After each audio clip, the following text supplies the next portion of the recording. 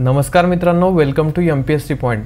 मित्रांनो, जसं की तुम्हाला माहीत असेल, आयोगाने राज्यसेवा पूर्व परीक्षा यामधील जो CSAT पेपर क्रमांक 2 आहे तो या येणाऱ्या म्हणजे 2022ची जी परीक्षा आहे त्यापासून क्वालिफाय केलेला आहे.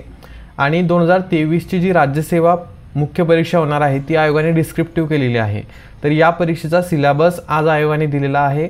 आज दिनांक 21 जुलै 2022 रोजी आयोगाच्या ऑफिशियल संकेतस्थळावरती स्टेट सर्व्हिस म्हणजेच राज्यसेवा पूर्व आणि मुख्य परीक्षेचा नवीन अभ्यासक्रम आयोगाने अपलोड केलेला आहे. तर त्याच अभ्यासक्रमाविषयी आपण या व्हिडिओमध्ये बोलणार आहोत.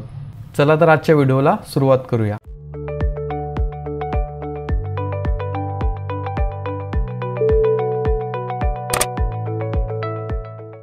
तर मित्रांनो, मे बी तुम्ही PDF बघितली असेल आणि ज्यांनी बघितली नसेल त्यांनी हा व्हिडिओ काळजीपूर्वक बघा.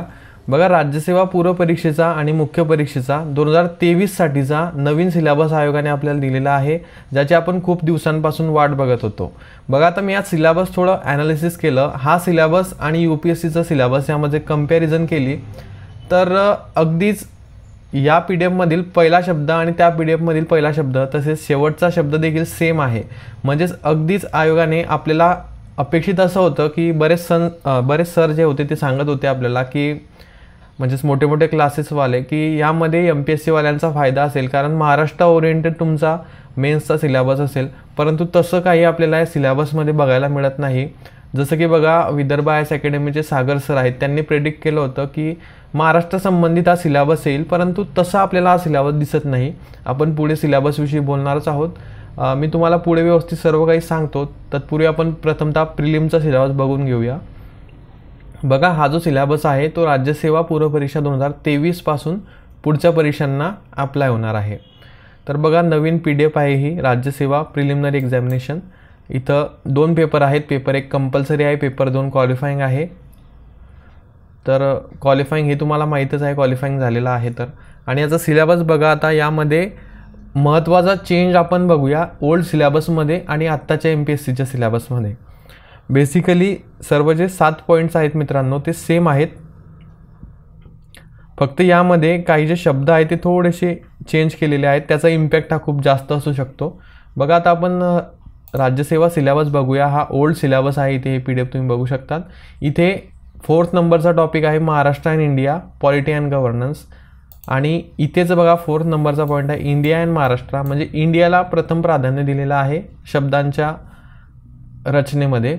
त्यामुळे तुम्ही इंडियाला फोकस करून प्रिलिम तुमची होऊ शकते, असं यावरून आपण एक शॉर्ट कन्क्लुजन काढू शकतो. आता तसं काही नाही, परंतु शब्दांचा खेळ हा खूप मोठा आपल्याला प्रश्नांमध्ये डिफिकल्टी लेवलमध्ये फरक पाडणारा असू शकेल. बऱ्याच जणांना हा सिलेबस इंग्लिशमध्ये आहे त्यामुळे कळालाच नाही. लवकरच आपण या सिलेबसची मराठीमध्ये PDF तयार करणार आहोत, जे की सुरू झालेली आहे तयार करणे. तर हा सर्वच्या सर्व सिलेबस तुम्हाला मराठीमध्ये देखील मिळेल, आपल्या चॅनलवरती तुम्हाला मिळेल. त्यामुळे ज्यांनी सबस्क्राईब केलं नसेल त्यांनी करून घ्या. पेपर 1 जो आहे मित्रांनो 200 मार्कांचा असतो तुमचा ॲज युज्युअल, तो तसाच राहणार आहे. त्याचा सिलेबस जो आहे तो सेम आहे. त्यामध्ये फक्त थोडाफार चेंज जो आहे महाराष्ट्र इंडिया, आणि त्यानंतर इथं विथ रेफरन्स टू महाराष्ट्र होतं, तिथं with some weightage to Maharashtra असं आलेलं आहे. थोडंफार शब्दांची रचना बदललेली आहे, त्यामुळे क्वेश्चनवरती इम्पॅक्ट हा नक्कीच पडू शकतो. त्यानंतर पेपर 2चा सिलेबस कॉम्प्रेन्शन, इंटरपर्सनल स्किल्स, म्हणजे जे काही आपलं CSATचा सिलेबस होता जनरल तोच आहे. आणि ही जी रचना आहे मित्रांनो, हे जे स्ट्रक्चर आहे जसं इंडिया शब्द पुढे आहे, महाराष्ट्र शब्द मागे आहे. तर हे तुम्ही फक्त नोटीस करा थोडं, आणि त्यानुसार तुम्हाला प्रिपरेशन करावी लागेल. आता याचे बुक्स वगैरे काय आहे तर आपल्याला प्रिलिम्स MCQ बेसिस आहे, त्यामुळे जे ओल्ड बुक्स आहेत तेच तुम्हाला वापरावे लागतील. मेनसाठी खूप काही नवीन रिसोर्स तुम्हाला घ्यावे लागतील, जे की अजून उपलब्ध नाहीत. मराठीमध्ये असे कुठलेही पुस्तकं उपलब्ध नाहीत जे की मेन्स ओरिएंटेड असतील स्पेशली. पेपर 2मध्ये comprehension, interpersonal skills, logical reasoning आहे, डिसिजन मेकिंग आहे, जनरल मेंटल ॲबिलिटी, हे सेम आहे जसं आत्तापर्यंत होतं तसं, कारण पेपर MCQ बेसच असणार आहे. त्यानंतर आता पेपरचा सिलेबसचा महत्त्वाचा पार्ट म्हणजेच मेन्सचा पार्ट. ओके, सो मेन्स तुमची रिटन एक्झामिनेशन 1750 मार्कांची म्हणजेच 1750 गुणांची असेल. यामध्ये क्वेश्चन पेपर हे 9 असतील टोटल. ओके, आणि त्याचं डिस्ट्रीब्युशन वगैरे मी तुम्हाला सांगितलेलं आहे. पेपर पॅटर्न जेव्हा चेंज झाला होता तेव्हाच. इंटरव्ह्यू तुमचा असेल 275 गुणांचा आणि टोटल मार्क्स तुमचे 2025 असतील, जे की same as it is UPSC प्रमाणे आहे. तर पेपर्स बघा, 2 पेपर आहेत ते क्वालिफाईंग असतील तुम्हाला, एक मराठीचा आणि दुसरा इंग्लिशचा. 300 गुणांचे 2 असतात. तर यांचा देखील आपल्याला पेपर पॅटर्न त्यांनी दिलेला आहे. सेम UPSC प्रमाणे आहे. Paper to be counted for merit, जे मेरिटसाठी काउंटेड होतील ते हे पेपर आहेत बघा. पेपर 3, 4, 5, 6, 7, 8 and 9 या पेपरांच्या गुणांच्या आधारे तुमचं मेरिट ठरणार आहे. सर्व 250 गुणांचे पेपर आहेत. ओके. आणि हे पेपर मॅन्डेटरी आहेत, यातला कुठलाही पेपर ऑप्शनल नाही. आणि कन्व्हेन्शनल डिस्क्रिप्टिव्ह टाईप आहे, म्हणजे लेखी स्वरूपामध्ये तुम्हाला या पेपरची उत्तर लिहायची आहे. त्यानंतर आता जे क्वालिफाईंग पेपर्स आहेत त्याचा सिलेबस बघा. पेपर 1 300 गुण जो असेल मेन्सचा तुमचा क्वालिफाईंग पेपर असेल मराठी लँग्वेजचा. त्यामध्ये हेच 5 पॉईंट महत्त्वाचे आहे. Comprehension of the given passage, precise writing, usage and vocabulary, short essays, translation from English to Marathi and vice versa. हे झालं आपलं मराठीचं. आणि त्यानंतर इंग्लिशचं आहे बघा, सेम पॅटर्न. यामध्ये फक्त एक टॉपिक त्यांनी काढलेला आहे बघा. कॉम्प्रिहेन्शन ऑफ गिवन पॅसेज आहे, प्रिसाइज रायटिंग आहे, युसेज अँड व्होकॅब्युलरी आहे आणि शॉर्ट एसेज आहे. यामध्ये तुम्हाला ट्रान्सलेशनचा भाग नाही. तर हा नोटीस करण्यासारखा पॉईंट आहे. तर दुसऱ्या पेपरचा सिलेबस आहे, दोघंही पेपर क्वालिफाईंग आहेत. त्यानंतर इतर जे 7 पेपर आहेत मित्रांनो ते बघा. आता पेपर 3 एसेचा असेल, यामध्ये तुम्हाला 250 मार्कांसाठी एक निबंध लिहावा लागेल, विषय दिल्या जातील. पेपर 4 जो आहे तो देखील 250 गुणांचा. आता हे GSचे 4 पेपर्स असतील आणि ऑप्शनलचे 2 पेपर्स, म्हणजे GSचे 4 पेपर्स, ऑप्शनलचे 2 पेपर, असे 6 पेपर आणि एसेचा 1 पेपर, असे 7 पेपर. या 7 पेपरचं मिळून टोटली तुमचं मेरिट ठरणार आहे. बघा आता आपण UPSCची मेन्सचा सिलेबस कम्पेअर करूया. बघा आपल्याला अपेक्षा होती की महाराष्ट्र ओरिएंटेड थोडासा हा सिलेबस असेल, म्हणजे महाराष्ट्राविषयी आपल्याला जास्त अभ्यास करावा लागेल. इथं लिहिलेलं आहे मित्रांनो सम वेटेज टू महाराष्ट्र असं लिहिलेलं आहे. पण सिलेबसमध्ये जर तुम्ही बघाल तर असं स्पेसिफिकली महाराष्ट्र कुठेही मेन्शन नाही आहे. आपल्याला फक्त बघा डायरेक्टली तुम्ही बघा इंडियन कल्चर म्हणजे भारतीय संस्कृती आहे, भक्ती चळवळ आहेत, मॉडर्न इंडिया हिस्ट्री आहे म्हणजे आधुनिक भारताचा इतिहास आहे, फ्रीडम स्ट्रगल आहे, स्वातंत्र्य चळवळ आहे, पोस्ट इंडिपेंडन्स कन्सॉलिडेशन म्हणजे स्वातंत्र्योत्तर भारत आहे, ऑर्गनायझेशन आहे कंट्रीजचं. त्यानंतर वर्ल्डची हिस्ट्री आहे, म्हणजे आपल्याला संपूर्ण जगाचा इथे इतिहास देखील अभ्यासावा लागणार आहे, जो की सेम ॲज इट इज UPSCच्या सिलेबसप्रमाणे दिलेला आहे.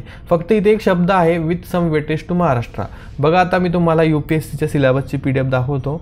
तर बघा GS1 Indian heritage and culture. यामध्ये पहिला टॉपिक बघा, Indian culture will cover the salient aspects of art form, literature and architecture from ancient to modern times. म्हणजेच यामध्ये GS1चा एन्शियंट टू मॉडर्न टाइम्स म्हणजे प्राचीनपासून तर आधुनिकपर्यंत सर्व इंडियन कल्चरचा अभ्यास. आणि इथला देखील सेम पॉईंट बघा, सेम कॉपी पेस्ट केलेलं वाटतं अगदी. Indian culture will cover the silent aspect of art forms. बघा आता हे अगदी UPSC करणाऱ्यांसाठी खरंच इझी झालेलं आहे असं आपण म्हणू. बघा इथं सेकंड टॉपिक आहे Bhakti movement and its philosophy with special reference to saint movement in Maharashtra. तर हा नव्याने ॲड केलेला पॉईंट आहे बघा, कारण UPSCच्या सिलेबसमध्ये असा कुठलाही टॉपिक नाही आहे. तर असे काही जे पॉईंट आहे फक्त ते ॲड केलेले आहेत जे आपल्या दृष्टीने फायद्याचे ठरू शकतात. परंतु इतर टॉपिक जे आहेत ते सेम आहे बघा, modern India history, freedom struggle आणि सेम असणारच होते हे टॉपिक, परंतु जास्त ओरिएंटेड महाराष्ट्र असं आपल्याला वाटलं होतं, परंतु तसं नाही आहे.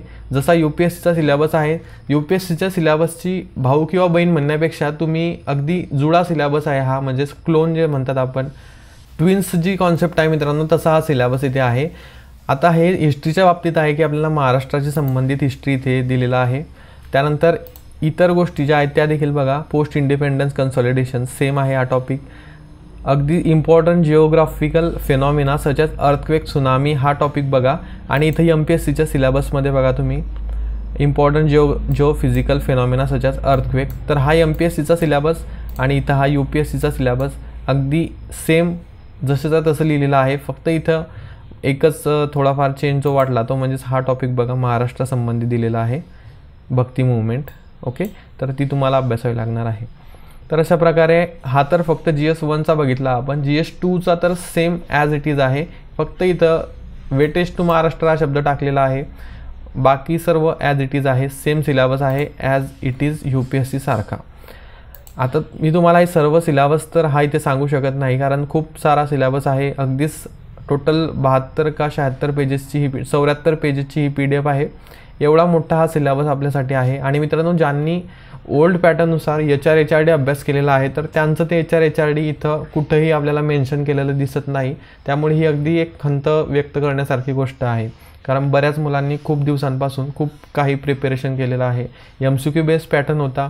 यामध्ये संपूर्णपणे UPSC सारखं झाल्यामुळे खूप जण आता UPSCकडे वळतील, काही MPSC करतील UPSCवाले, काही कंबाईन ग्रुप बीकडे वळतील. तर अशा काहीशी कंडिशन असणार आहे.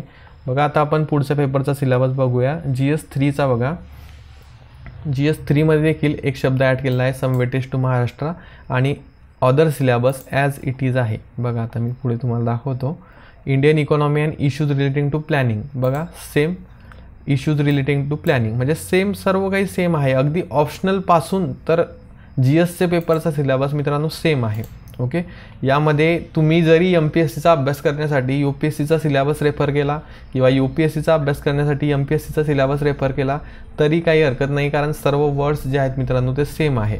आता आपल्याला आयडिया कशी येईल की नेमके प्रश्न कसे विचारले जात आहेत, तर आयोगाने जर आपल्याला मॉडेल क्वेश्चन पेपर प्रोव्हाइड केल्या की नेमके प्रश्न हे जास्त महाराष्ट्र ओरिएंटेड आपल्याला विचारणार आहेत की सेम UPSC प्रमाणे पॅटर्न असणार आहे, तर ते जर आपल्याला कळालं तर आपल्यासाठी सोपं होईल. नाहीतर आपल्यासाठी अगदीच UPSCचा अभ्यास तुम्हाला करावा लागेल, तेव्हा तुम्ही MPSC पास व्हाल, कारण दोघंही सेमच आहेत.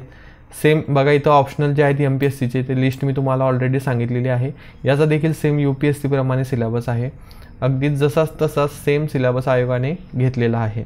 आता आयोगावरती टीका करणे या व्हिडिओचा उद्देश नाही आहे, परंतु आपल्याला जे आहे आता ते ॲक्सेप्ट करावं लागणार आहे आणि त्याच्यानुसार आपल्याला प्रिपेरेशन करावी लागणार आहे. आता आयोग आपल्याला कोणता तरी सिलेबस देणारच होता, त्यामुळे जो सिलेबस आहे त्यानुसार आपल्याला अभ्यास करायचा आहे. त्यानुसार आयोगाचे प्रश्न नक्कीच महाराष्ट्र लेवलचे असतील असं आपण एक्सपेक्ट करू शकतो, परंतु सिलेबस तुम्हाला ॲज इट इज UPSC प्रमाणे करायचा आहे. याविषयी बुक्स वगैरे सध्या तरी अवेलेबल नाही आहेत, परंतु लवकरच अवेलेबल होणार आहेत. जसे ते येतील तसे आपण तुमच्यापर्यंत व्हिडिओच्या माध्यमातून पोहोचवू. बघा आता सेम जे मी तुम्हाला सांगितलं की ऑप्शनल सब्जेक्ट आहे त्याचा देखील सिलेबस सेम UPSCच्या धर्तीवर सेम आहे मित्रांनो. तुम्ही आता हा सिलेबस डाउनलोड करू शकतात. मी डिस्क्रिप्शनमध्ये लिंक दिलेली आहे. जो तुम्हाला ऑप्शनल घ्यायचा असेल त्याचा सिलेबस तुम्ही वाचू शकतात. आणि लवकरच मी मराठीमध्ये देखील याचं ट्रान्सलेशन जे आहे सिलेबसचं ते तुमच्यासाठी एका PDF कॉन्सॉलिडेट करून घेऊन येणार आहे. तर आय होप की तुम्हाला ही अपडेट कळाली असेल आणि सिलेबस नेमका काय आहे हे समजलं असेल. तर सर्व जर मी मराठीमध्ये या व्हिडिओमध्ये सांगितलं तर अगदी आपल्याला 3-4 तास देखील कमी पडतील. त्यामुळेच मी अगदी स्किप करत आहे थोडं माहिती जी आहे ती.